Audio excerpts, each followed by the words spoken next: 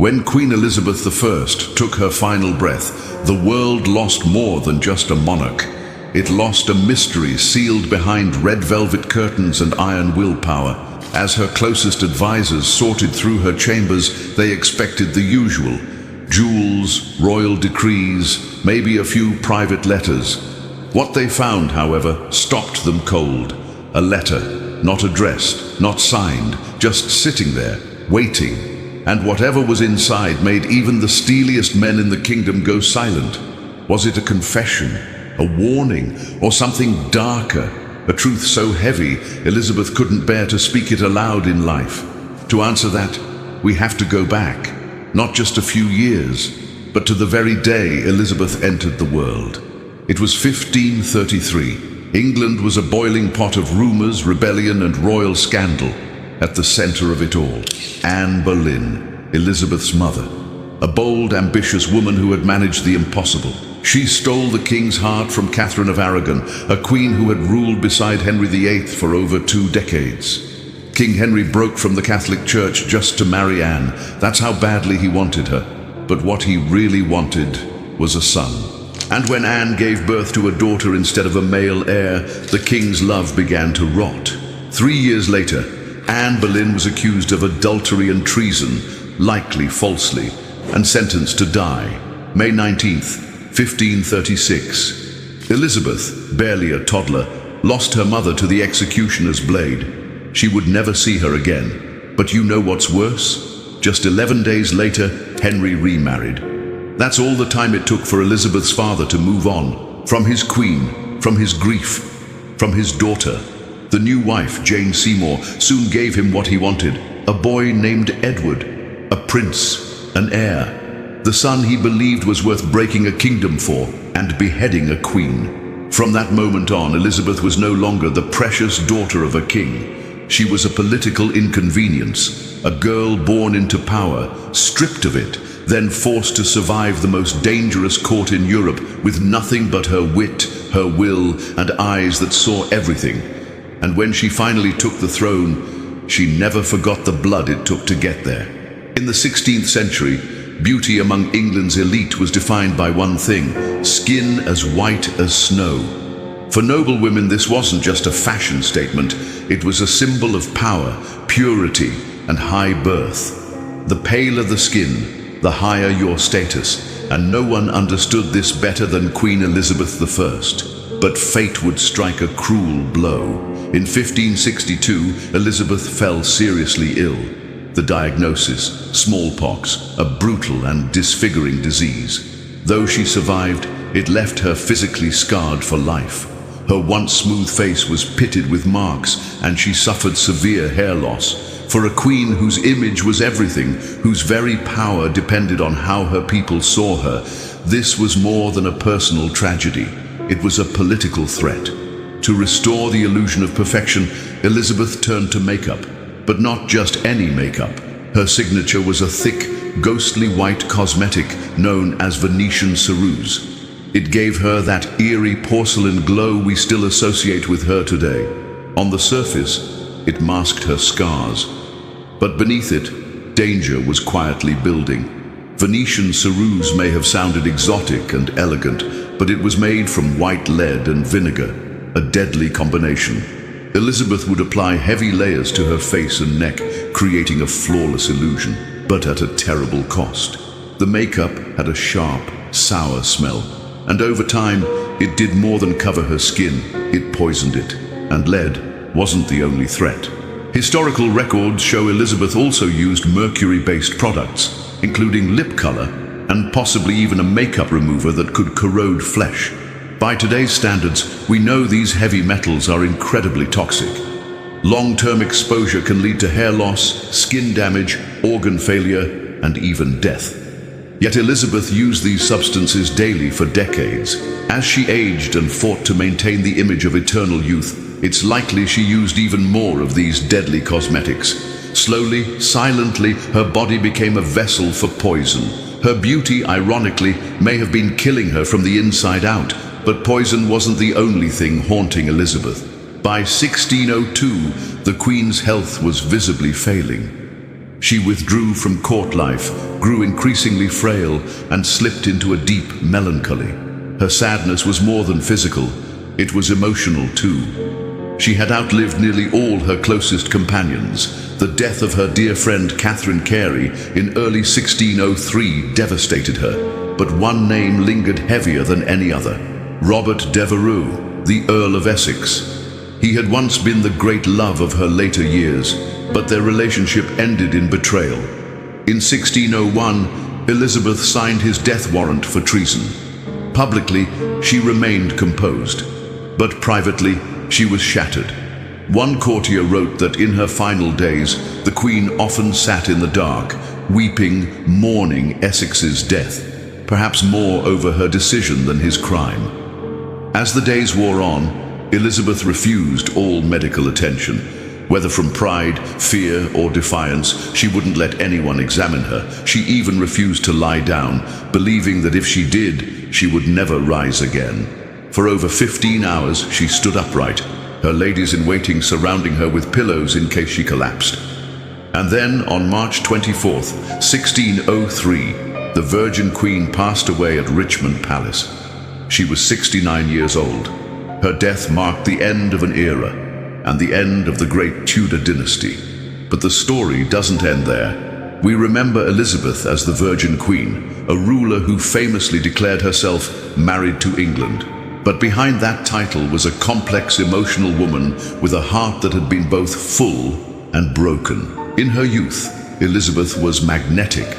With striking red hair, a graceful figure, and a sharp intellect, she lit up every ballroom. Men were drawn to her like moths to flame. Kings and princes proposed marriage: Philip II of Spain, Eric of Sweden, and others. She entertained their offers but never accepted. And yet her life was far from loveless. The first great name in her story of romance was Robert Dudley, her childhood friend, her confidant, and many believe her first true love. From the moment she became queen, rumors of their relationship swirled. Dudley was married, but his connection to Elizabeth was impossible to ignore.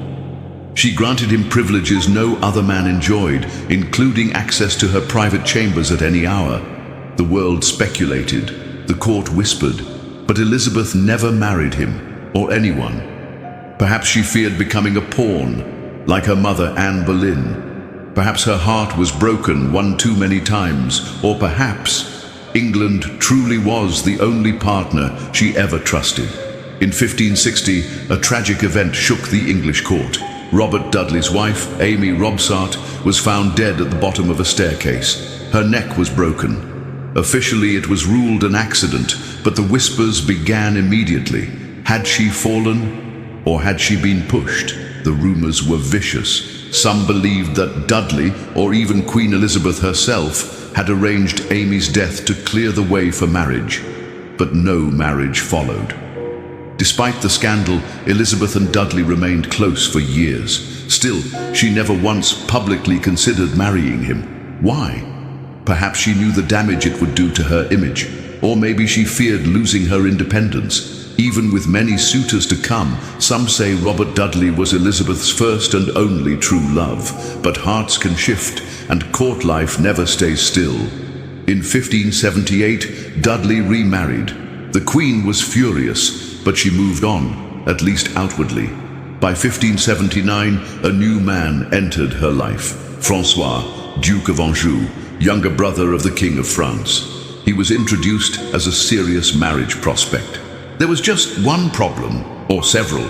Francois was about 20 years old, while Elizabeth was now well into her 40s. He was short, had a pockmarked face from smallpox, and rumors swirled about his unusual behavior and personal tastes. Still, Elizabeth appeared genuinely taken with him. She even named her pet frog after him, an oddly tender gesture for a queen. Despite public mockery and fierce opposition from her court, Francois returned to England in 1581, and to Elizabeth's delight, what happened next shocked everyone.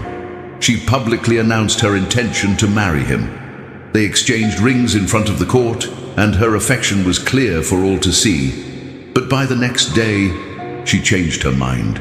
The engagement was off, and with it, the last hope the court had that Elizabeth would ever marry. From then on, any romances she entertained never ended in wedding bells, only titles and rumors. And then came the most dramatic love story of her life. Robert Devereux, the Earl of Essex, Dudley's own stepson, was only 22 when he caught the Queen's eye in 1589. Elizabeth was 56. The age gap was wide, but Essex was young, dashing, clever, and full of charm. Whatever the nature of their relationship, it stirred intense passion. When Essex secretly married Frances Walsingham the next year, Elizabeth was livid. She screamed, she raged, and Essex, desperate to win her back, turned to poetry, writing verses that praised her beauty and tried to mend her wounded pride. Despite everything, Elizabeth brought him back into favor and even into government affairs. From 1591 on, she gave him military responsibilities, but Essex was reckless, brilliant in some moments, disastrous in others. He exploited the Queen's favor, swinging between bold ambition and childish arrogance. Once, during a heated argument in 1597, Elizabeth slapped him across the face and shouted, "Go and be hanged." Yet even then, she couldn't fully let go. In 1599, she appointed him Lord Lieutenant of Ireland, sending him to suppress a major rebellion. He led 16,000 troops, one of the largest forces ever sent to Ireland, but failed miserably. Poor strategy and negotiation led to an embarrassing truce with the rebel leader, the Earl of Tyrone. It was a political disaster. Then, Essex made a fatal mistake. On September 28, 1599, he burst into the Queen's private chambers, unannounced and still in his dirty riding boots. Elizabeth had just woken up. She wasn't wearing her wig, her jewels, or even her signature makeup. No man had ever seen her like this, not as the majestic queen, but as an old, frail woman. It was a deep violation of royal protocol and of trust. She had him arrested and stripped of his titles. Though he was eventually released, he didn't learn his lesson. In February 1601, in a final act of desperation, Essex attempted a coup. He planned to seize control of London, storm the Tower, and force Elizabeth to name him her successor and protector. It was a spectacular failure. The rebellion collapsed within hours. This time, Elizabeth's patience ran out. On February 24, 1601, Essex was found guilty of treason and sentenced to death.